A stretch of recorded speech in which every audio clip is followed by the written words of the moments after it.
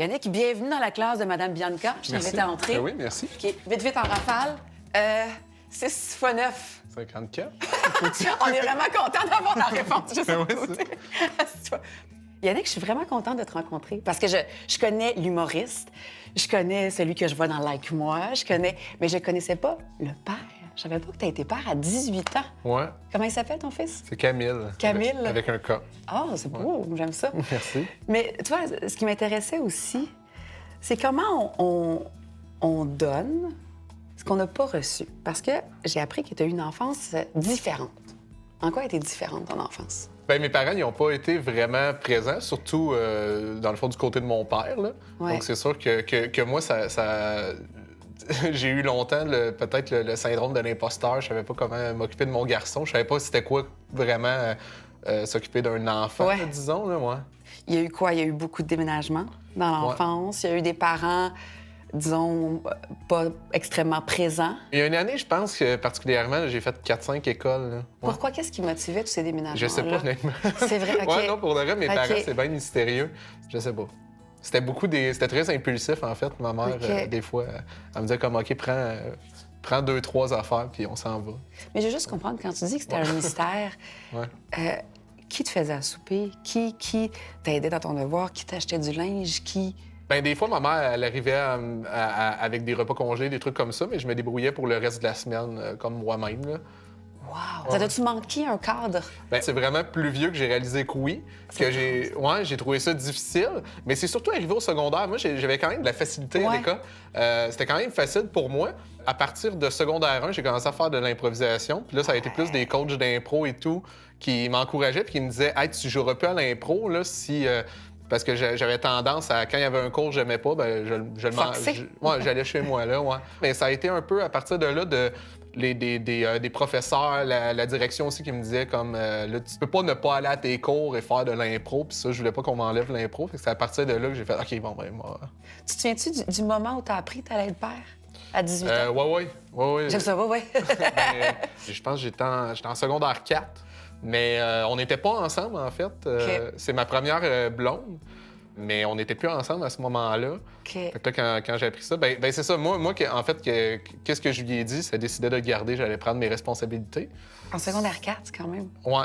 Ce que j'ai fait... T'as-tu un vertige? Oui. Parce que c'était le cours Oui. de ta vie qui allait changer. Oui, non, vraiment. Ben surtout, j'arrivais à mes 18 ans, puis là, je me disais... J'entendais tous les parents qui disent comme à partir de t'as un enfant, t'as plus de vie, c'est difficile. Puis là, en plus de ça, j'étais comme Colin, j'atteins là, j'arrive à la liberté. Là, comment tu t'arranges? Parce qu'il y a l'école, Ouais. il faut que je gagne de l'argent, il faut que je subvienne financièrement. Ouais. Comment tout ça conjugue ensemble? Ben là, moi, j'ai arrêté l'école à ce moment-là. J'ai mis ça de côté. Je travaillais dans une petite épicerie. À partir de là, on a essayé comme de s'entraider. On a déménagé ensemble, même si on n'était plus ensemble. Justement, je voyais ma mère aller, puis moi, je voulais être en dehors de ce pattern-là. Tu voulais pas le reproduire. Non. Puis c'est ça qui me faisait peur. Puis là, je faisais plus confiance à mes propres ressources. Donc, moi, j'ai eu besoin comme de m'absenter, ben prendre du recul. Là. Ouais. T'as C'est là trouvé? que j'ai commencé à faire du stand-up, faire de l'humour. Puis je me suis un peu construit, j'ai fini mon secondaire et tout. Puis quand je suis revenu, là, je m'occupais de mon garçon pour les bonnes raisons. Là, je ressentais Parce qu'au début, c'était difficile de ressentir de l'amour, là, pour de vrai. Puis je voyais pas encore comme un petit humain à ce moment-là. Ouais. Là, c'est ça, c'était comme trop en même temps, puis j'y arrivais pas. Ça pouvait pas être ma priorité à ce moment-là. Puis j'avais pas connu ça, en fait, de l'amour... on entend souvent ça, de l'amour inconditionnel. Puis moi, je comprenais pas c'était quoi. Ah, shit. Je comprenais vraiment pas. Parce que je ne l'avais pas jamais ressenti envers quelqu'un, puis je l'avais pas non plus ressenti que... À ton égard. Ouais.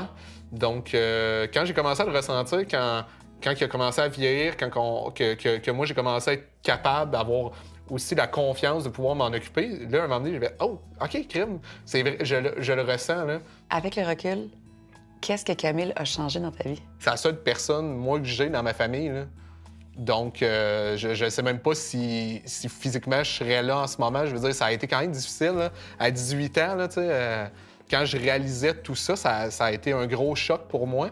Donc là, quelque part, je m'occupe beaucoup de mon garçon, mais quelque part, il y a un retour aussi, là.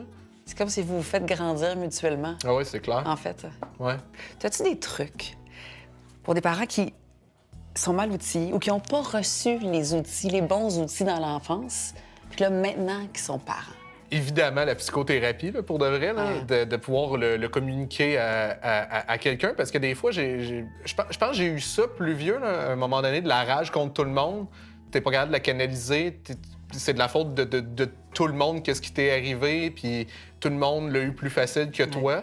Puis j'ai réalisé à un moment donné que, ben non. Puis il y en a qui l'ont eu plus difficile que moi, puis il y en a qui l'ont eu plus facile, mais qu'il y a des gens, par contre, qui n'ont pas nécessairement la même résilience. Puis c'est plus notre capacité de guérison qui fait en sorte qu'elle est grande pas, la blessure.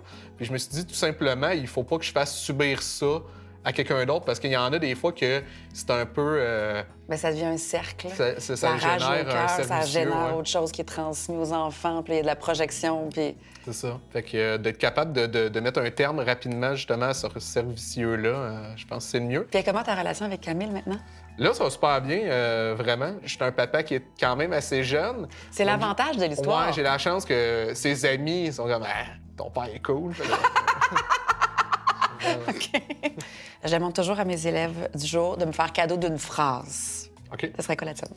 Bien, c'est pas une phrase, mais je signe tout le temps ça quand on me demande des autographes. C'est PCC. OK. C'est 3 mots qui me parlent. C'est paix, courage, curiosité. Ah ouais? Ouais.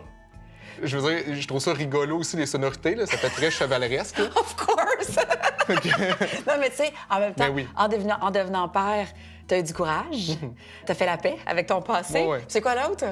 Curiosité. Ça résonne en moi, là, mais oui, oui. Merci. Ben, merci.